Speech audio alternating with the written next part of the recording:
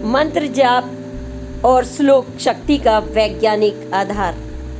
और जब मंत्र जाप और श्लोक शक्ति से जो चाहोगे वह मिलेगा, क्योंकि हमारी जो ब्रह्मांड या तरंगे हैं वह हमारे मंत्र और श्लोक में समाहित होती हैं। यह वैज्ञानिक आधार पर हमारे अक्षरों का समूह और उच्चारण, यह तरंगे हमें एक दूसरे से तो जोड़ती ही हैं, ये ब्रह्म शक्ति से भी जोड़ती हैं। आप वह ताकत बन सकते हैं जो आप धरती पर रहकर ब्रह्मांड में होने वाली गतिविधि, सर्व सुख, संतान से लेकर सफलता और उन्नति तक, यहाँ तक कि आप प्रेत और बाधाएं और नकारात्मक शक्तियों को भी दूर करने की मंत्र और श्लोक में ताकत होती है। आज की पोस्ट में हमने बताया है कि आप जैसा सोचते हैं, जैसा बोलते हैं, वही जो हमारे तरंगे होती हैं मस्तिष्क की, वही जाकर ब्रह्मांड में अपना असर दिखाती हैं। और हमारे श्लोक और मंत्र शक्ति विज्ञान पर आधारित हैं। ऋषि मुनियों ने इस पर पूरे तथ्यों के साथ एक एक मंत्र हर समस्या के लिए बनाया है। जानिए आज की पोस्ट में विस्तार से मंत्र शक्ति। नमस्कार, मीना कौशिक लाइफ स्टाइल में आपका स्वागत है।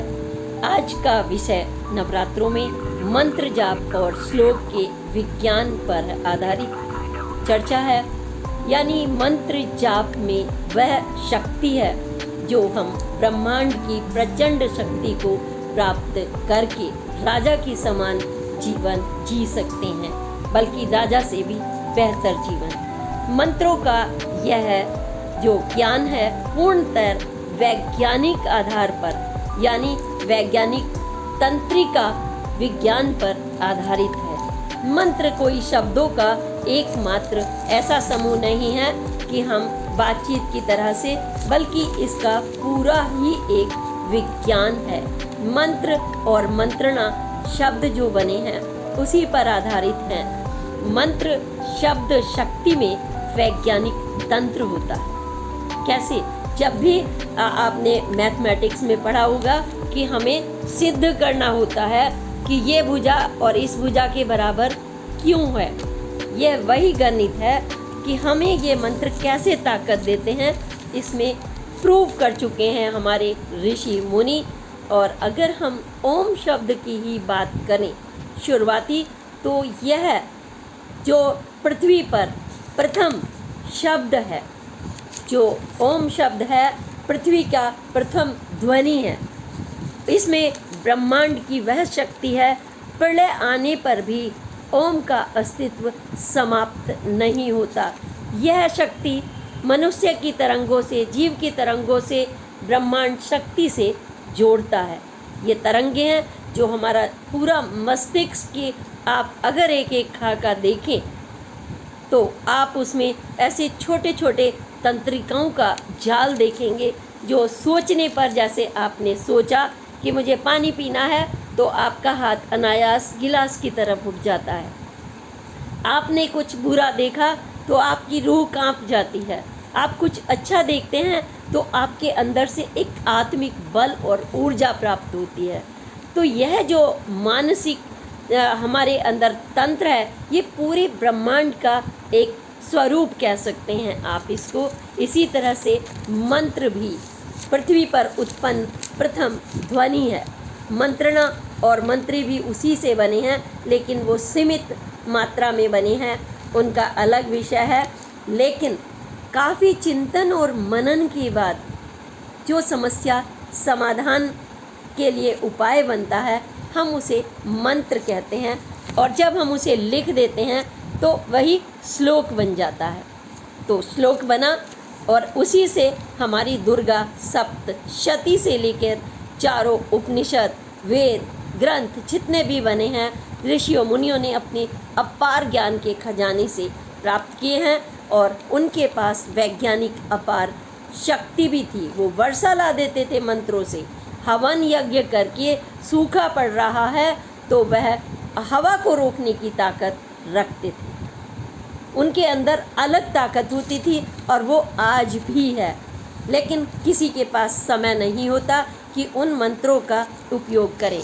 लेकिन हमें अपने जीवन में छोटे छोटे से ये उपाय जब हम पूजा करते हैं, पाठ करते हैं, ये उसी का सूक्ष्म रूप है। यह परंपराओं में आ गए हैं क्योंकि ये चिंतन और मनन से बने हैं। जितने भी व्रत, त्योहार, श्लोक, मंत्र बने हैं, ये अक्षर और ध्वनि का समूह है। जैसे आप कोई सेंटेंस बनाते हैं हिंदी में कि मैं जाता हूँ, तो कोई अर्थ है ना, वो जा रहा है, जाता हूँ, करेगा, समूह है, वो बता रहा है। ठीक इसी तरह से यह मंत्र भी हमें जीवन का मार्गदर्शन तो देते ही देते हैं, लेकिन सारी ऊर्जा, शक्ति भी देते हैं। जब हम इनका उच्चारण करते हैं, धीरे बोलकर, मौन रहकर, जोर से बोलकर, इसका अलग अलग प्रभाव होता है।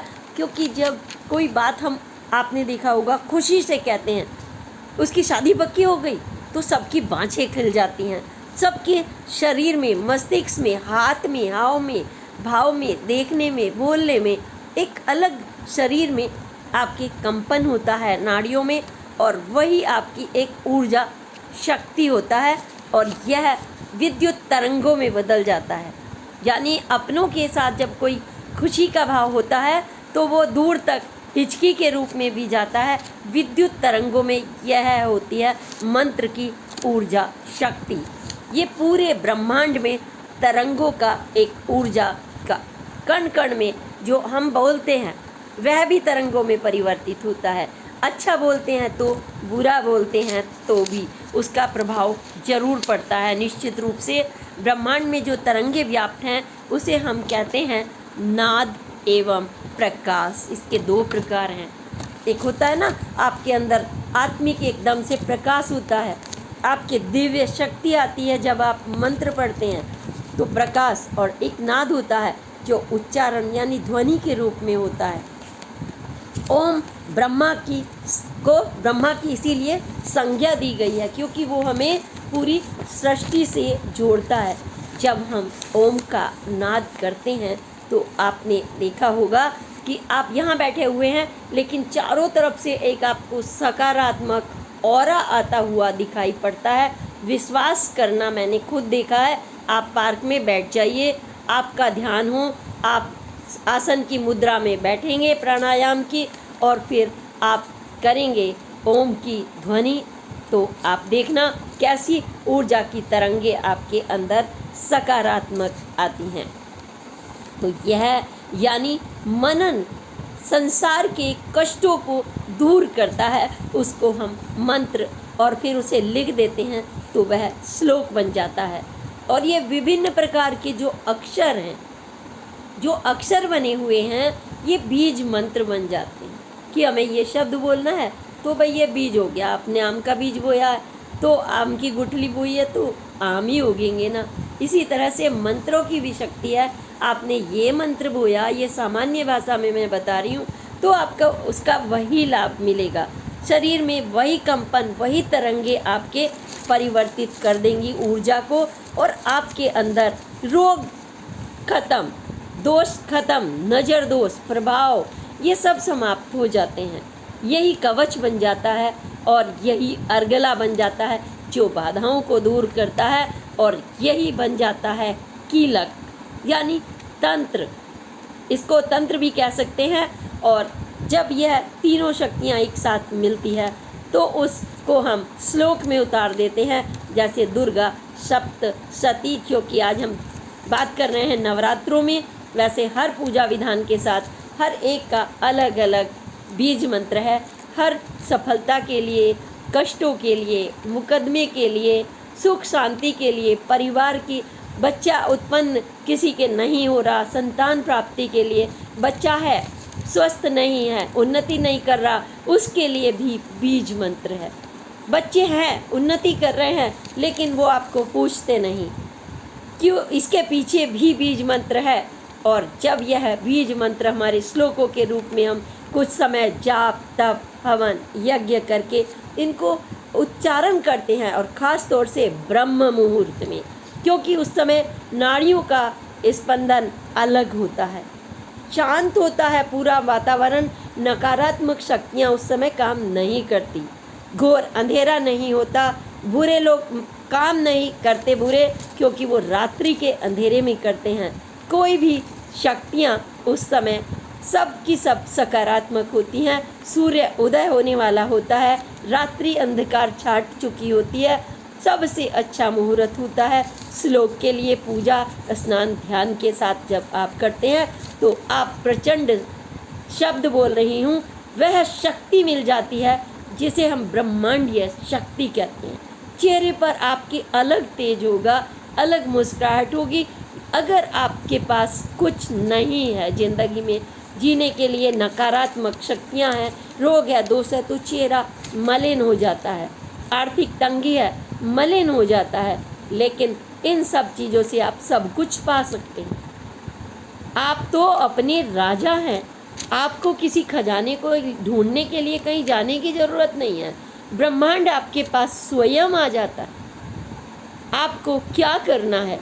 ब्रह्म मुहूर्त में उठ के पूजा ही तो करनी है, मंत्र ही तो पढ़ने हैं, और अपने संतान के लिए, अपने पति के लिए, अपनी पत्नी के लिए, सुख शांति के लिए, पृथ्वी शांति, अंतरिक्ष शांति, शांति रेमा शांति, जल की शांति के लिए, विश्व शांति, शांति के लिए आप यह जब सब मंत्र पढ़ते हैं तो यही हवन और यज्ञ बड़े से बड़े संकटों को, आपदाओं को और सूखा को, बाढ़ को रोक कर रख देता है। तो यह आपने देखा है। और अक्षर तंत्रिका विज्ञान क्या है? क्यों हमारी जो देववाणी है, देव की जो लिपि है, हिंदी और संस्कृत सबसे बड़ी विज्ञान पर आधारित है।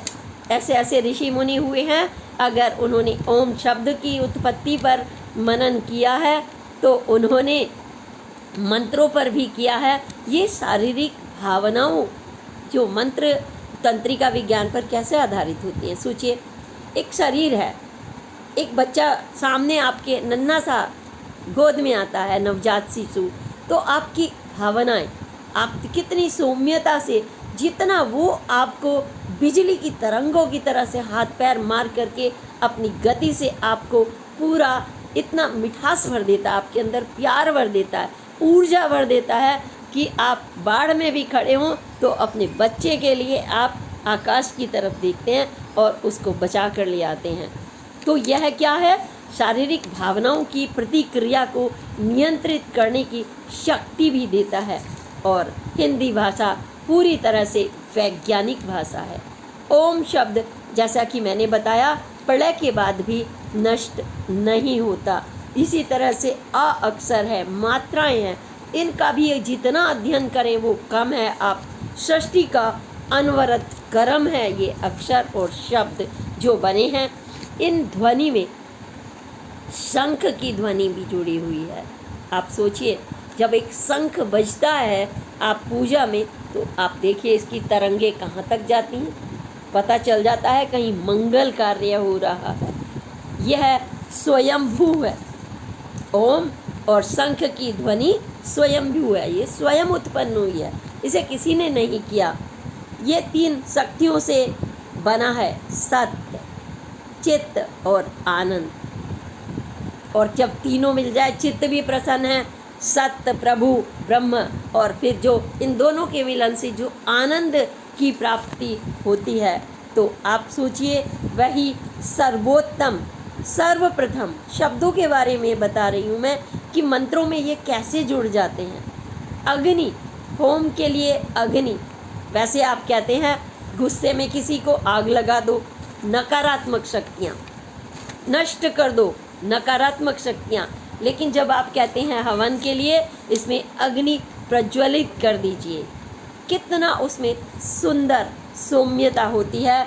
और वही सर्वप्रथम जब बनते हैं यही श्लोक और यही मार्गदर्शन और हमारे लिए बीज मंत्र, तो हम इन्हें सर्वोत्तम कहते हैं।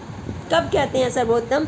जब पूरे जन कल्याण के लिए जो कार्य किया जाता है, सोच भी, मन से भी, क्रम से भी, वचन से भी, ओढ़ने पहनने तक से भी, वही सर्वोत्तम है और वही सर्वप्रथम स्थान भी पाता है। जिसको 10 लोग के 10 लोग ना कर सके वो सर्वप्रथम है। क्योंकि अगर ना ढूंढ लिया और फिर यही सर्वप्रथम और सर्व उत्तम क्या बन जाता है, ये उपासनीय बन जाता है।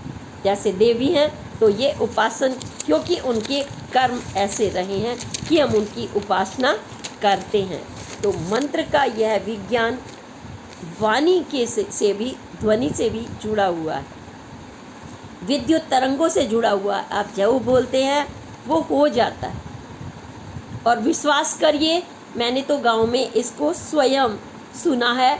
एक माँ थी, उसका बच्चा बहुत ही सुंदर था, शब्द लगाऊंगी, दुख होता है ऐसे घटनाएं सुन करके। गांव में वो हमेशा अपने बच्चे को खुशी खुशी देख करके खुशी में अच्छी बात नहीं बोलती थी। वो कहती थी, अरे तुझे तो भेड़िया ना खा जाए, इतना सुंदर है, इतना भरा भरा सा बच्चा। और माँ बोलती थी, और विश्वास करिए उसके साथ यही बुरा हुआ। कभी भी आदमी को बुरा नहीं बोलना चाहिए, क्योंकि यह जो विद्युत तरंगे हैं शरीर से निकल करके रोमांचित हो जाता है, एक एक पल आपका स्पंदित होता है, तरंगे जाती हैं, ऊपर जाती हैं।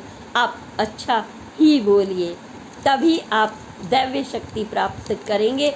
तो उसके बच्चे को भेड़िया ही ले गया था, सोचिए। और उसके पिता ने खेत में स्वयं जब आवाज़ सुनी तो उसकी भी नकारात्मक, पता नहीं किसी का बच्चा भेड़िया ले गया है, और उसने बचाने की कोशिश नहीं की। वो ब्रह्मा भी देखते हैं, और घर आकर देखा तो उसी का बच्चा जा चुका था।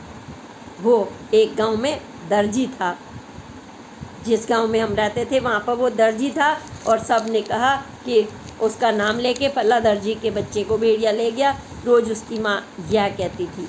तो यह शब्द नकारात्मकता कभी नहीं होनी चाहिए, लेकिन हम आज बात कर रहे हैं पूरी तरह से सकारात्मक। ये हमने इसलिए जोड़ा कि आपको बताने के लिए साधारण भाषा में, क्योंकि हमारा पाठक हर तरह का है, ज्ञानी है, विज्ञानी भी हैं और स्टूडेंट भी हैं, जो तरंगों के बारे में भी बात करते हैं। थीटा जो उत्पन्न होती है हमारे मानसिक जो तरंगे, उनके वो साइंटिस्ट बच्चे भी हैं और बड़े भी हैं। तो हम आक्रमणीयता को बढ़ावा ना दें। अक्षर, ध्वनि और उच्चारण की शक्ति से कुछ भी आप पा सकते हैं। इसीलिए जब भी हवन किया जाता है तो यही कहा जाता है, ओम द्यो, ओम द्यो शांति, अंतरिक्ष शांति, पृथ्वी शांति, शांतिरोषधय, औषधय शांति, जल शांति, शांति वनस्पति, वनस्पति में भी शांति हो, जल में शांति हो, शांति विश्व भर में शांति हो, शांति ब्रह्मा, शांति देवा, देवताओं में और ब्रह्म में भी शांति हो, शांति रेमा, शांति श्यामा, शांति रोधय, ओम शांति शांति शांति। तो हम पूरे ब्रह्मांड के लिए शांति मांगते हैं हवन में। वही तो आपने देखा होगा, जब वो जो सामग्री होती है उसमें भी वही हर्बल जड़ी बूटियाँ, वही खुशबू। तो हमारी ये जो विशेष आनंद की प्राप्ति होती है उस समय, और सभी कलेश का नाश होता है। जितने भी नकारात्मक शक्तियाँ हैं वो दूर हो जाती हैं। अंतरिक्ष की जो तरंगे हैं हमारे अनुकूल हो जाती हैं, और हमें इसीलिए मंत्रों के, अक्षरों के जो संयोग बनते हैं, एक एक शब्द, उनको ये नहीं समझना चाहिए कि ये मात्र एक पुस्तिका है। पुस्तिका को उठाकर ऐसे चूम लेना भर पर्याप्त नहीं है। आदर करते हैं आप, इट्स गुड, लेकिन उसके एक एक शब्द को समझना, उसका पूजन, उनका उच्चारण आपकी ज़िंदगी को बदल कर रख देता है। आपके पास कोई रोग दोष आ नहीं सकते, कितनी भी उम्र हो जाए। लोग कहते हैं, डॉक्टर कह देते हैं, अरे ये तो 60 का हो गया, ये तो बीमारी होंगे। गलत। आपने देखा होगा कि 119 वर्ष की महिला मैं स्वयं जानती हूँ, और अच्छी बात यह है कि वह हमारे ही रिश्तेदारी में है, बहू के साथ ताई से, और उनके जो पति 90 वर्ष में चले गए, वो पूजा पाठ के बल पर, शाकाहार खाने के बल पर, सरयू में नहाने के बल पर, आदमी ऐसे बढ़ता है। ऐसे तमाम उदाहरण हैं। आज भी ऋषि मुनि के रूप में रहते हैं। ऋषि मुनि के लिए भटकने की ज़रूरत नहीं। आप अपने ही घर में मंत्रों का उच्चार से अपने बच्चों के सुखद जीवन के लिए, उनका सुख पाने के लिए, उनकी उन्नति के लिए, इन जो मानसिक तरंगे हैं इनका आप विद्युतीकरण कर सकते हैं, बदल सकते हैं। अपने विचारों से आप कुछ भी पा सकते हैं। जो राजा के पास नहीं है आप वो भी पा सकते हैं। इसलिए मंत्रों के शक्ति को समझिए। जो भी आप कर रही हैं, जिस लक्ष्य के लिए भी आप कर रहे हैं, उसको पूरी तरह से समर्पित होकर के करें। लेकिन मन में अगर आपके नकारात्मक किसी को नष्ट करने के लिए सोचते हैं तो आप पहले स्वयं नष्ट होते हैं। जैसे कोई आग लगाता है कि कोई देख नहीं रहा और घर फूंक देता है, उसमें तमाम लोग मर जाते हैं, धन संपदा समाप्त हो जाती है, तो उसके पीछे वो हमेशा उसके पीछे डर भागेगा। मैंने आग लगाई थी, और वो उसे लगेगा कहीं से भी वो आग की एक तिल्ली भी देखेगा डर डर कर सपने में उठेगा। भूत पिशाच जैसी चीज़ों से उसे डर लगने लगी। जो बुरा कार्य करता है वही डरता है, वही सोचता है कि इस दुनिया में भूत भी होते हैं। क्योंकि जो बुरा कर रहा है, जो अच्छा सोच रहा है, जो अच्छा कर रहा है, उसको भूत पिशाच निकट नहीं आवे। उसके पास जब भी आप जाएंगे कुछ अच्छी फीलिंग्स आएंगी, देख करके लगेगा हाँ ये व्यक्ति सकारात्मक है। और एक आदमी आपके सामने सफ़ेद बैठा हुआ है, चाहे बिजनेसमैन हो, चाहे नेता हो, चाहे पोंगा पंडित हो, चाहे महंत हो, लेकिन अगर उसके अंदर सकारात्मकता नहीं है मंत्र पढ़ने के बावजूद, क्योंकि उसने मंत्र को धंधा बनाकर पढ़ा है ना, या फिर उसने अपनी शक्ति को प्राप्त किया है निजी स्वार्थ में और दूसरों का वो अपमान करता है, उसकी तरंगे उसी को, वो विद्युत के नहीं, वो नकारात्मकता को आमंत्रित करती हैं। नकारात्मक सोच को, जैसे हमने भेड़िए की बात बताई, वो कहीं ना कहीं उन्हीं को नष्ट कर डालता है। और आप सोच सकते हैं कि जो भी कोई, अगर हमने बचपन में तमाम कहानियाँ सुनी हुई हैं तो यह उसी का प्रतीक है कि अकाल मृत्यु होना, मार डालना, कम जीवन के साथ में बड़ा बड़े अनाचार, अत्याचार, पूर्व जन्मों के कर्म तक भी कई बार सामने आते हैं। इसलिए मनुष्य का जन्म लिया है तो आप इनको बदल सकते हैं मंत्रों से, सकारात्मक सोच से। विद्युत तरंगों को आप दुर्भाग्य को भाग्य में बदलने की ताकत रखते हैं। इसी के साथ मंत्र शक्ति सिर्फ शब्द नहीं, यही कह करके इस वाली पोस्ट को हम विराम देंगे और आगे इस चीज़ों में जाते रहेंगे कि ओम शक्ति श्लोक और मंत्र सनातन संस्कृति का एक छोटा सा दीपक जो पूरे विश्व को प्रकाशित करता है। आपने देखा होगा कि हमने जब हमारे कोरोना आया तो प्रधानमंत्री जी ने कैसे थालियां बजवाई थी। जो थाली शुभ का प्रतीक होता है, तो पूरी दुनिया में थाली बज गई थी।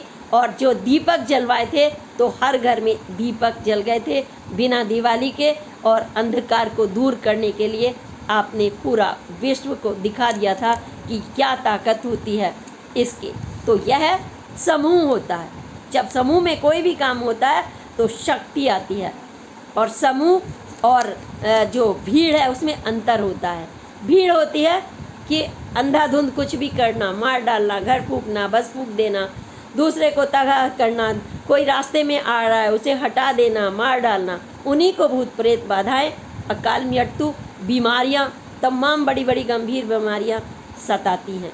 ऐसा शास्त्रों में लिखा गया है।